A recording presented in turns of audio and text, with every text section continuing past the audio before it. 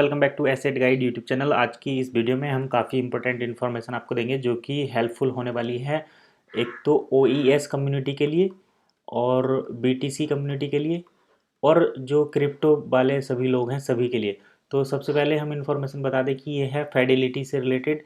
और Fidelity investment ने एक बड़ा ही गजब का कारनामा किया है जो कि और ये पॉलीगन से रिलेटेड भी है। अगर आप पॉलीगन में भी निवेश करते हैं तो भी आपको ये काफ़ी एक्साइटिंग इन्फॉर्मेशन होने वाली है।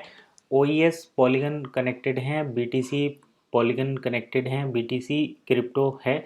तो इसीलिए सभी के लिए ये बेनिफिट होने वाला है। सबसे पहले तो इसकी बारीकियों को समझिए। तो सबसे पहले देखिए, जो यूनाइटेड स्टेट है एक के बाद एक विकेट गिराता जा रहा है, चाहे वो बाइनेंस हो चाहे वो कॉइनबेस हो। तो ऐसी कंडीशन में जो क्रिप्टो का ट्रस्ट है वो डिक्रीज हो रहा है लगातार, और उससे मार्केट में आ रही है अनस्टेबिलिटी। तो इन सारी चीज़ों के बीच एक ऐसी खबर आ जाती है निकलकर फेडिलिटी इन्वेस्टमेंट की तरफ से कि अब ये ट्रस्ट दोबारा से बूम अप करेगा और क्रिप्टो में एक ट्रस्ट जो है वो लोगों का बढ़ेगा। तो देखिए, सबसे पहले मैं आपको बता दूं कि जैसे इंडिया में RBI होता है और इसके बाद कुछ फाइनेंशियल इंस्टीट्यूशन होते हैं, तो ये एक साथ मिलकर मॉनेटरी पॉलिसी को रेगुलेट करते हैं या कंट्रोल करते हैं। तो ठीक वैसे ही जैसे अगर RBI कहेगी कि हम क्रिप्टो को एक्सेप्ट नहीं करते, तो फिर क्रिप्टो रिलेटेड जो फर्म है उनमें भी इन्वेस्टमेंट नहीं होता, और ये चीज़ें एक नेगेटिव सेंटिमेंट को जनरेट करती हैं। अब ठीक वैसे ही जैसे US में, यूनाइटेड स्टेट में बाइनेंस को और कॉइन बेस को अभी इन्वेस्टिगेशन के दायरे में रखा गया है कि उन्होंने फंड का वहाँ पर कोई रिकॉर्ड नहीं रखा, इस तरीके की चीज़ें लेकर।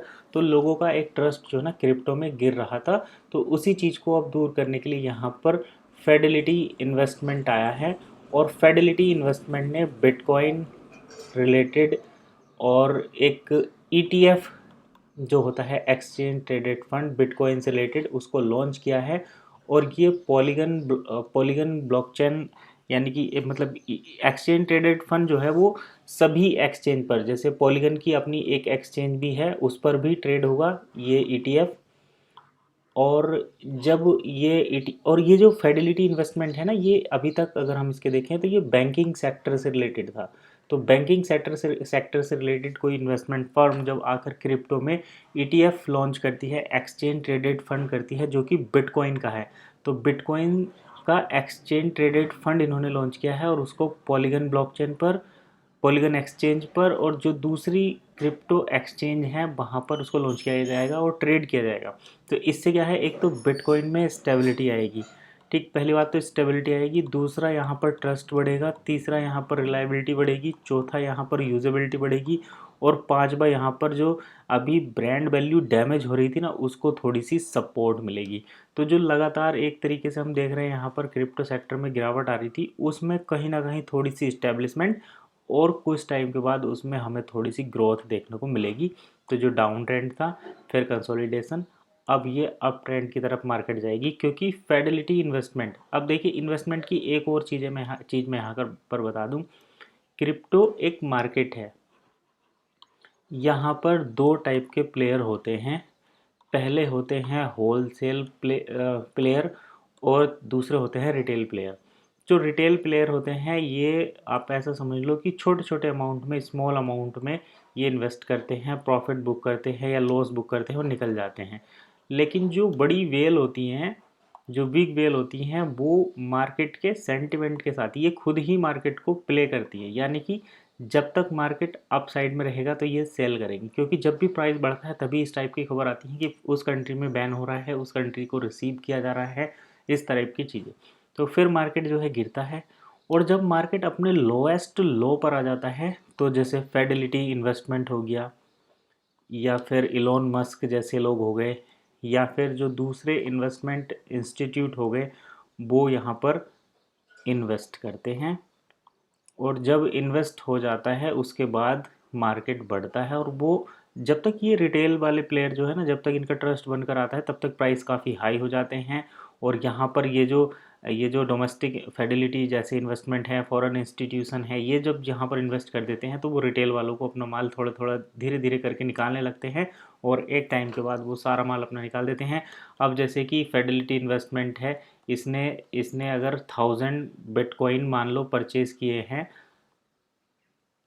यहाँ पर ये 10,000 बिटकॉइन मान लो इन्वेस्ट परचेज किए हैं, और ये इसका मेन मोटिव है अर्न करना। तो ये क्या करेगा, उन 10,000 को अपने पास थोड़ी ना रखेगा, ये 10,000 को हाई प्राइस पर क्या करेगा, सेल करेगा। और जब सेल करेगा तो उसे कौन करेंगे, तो हमें पॉजिटिव इन्फॉर्मेशन मिलेगी, पॉजिटिव न्यूज़ आएगी। जैसे जैसे मैं अभी बताता हूँ, जब बिटकॉइन यहाँ पर था 50 लाख के आसपास, तो यहाँ पर जो इन्वेस्टमेंट एडवाइज़र थे वो कह रहे थे कि बिटकॉइन जाएगा 1 करोड़।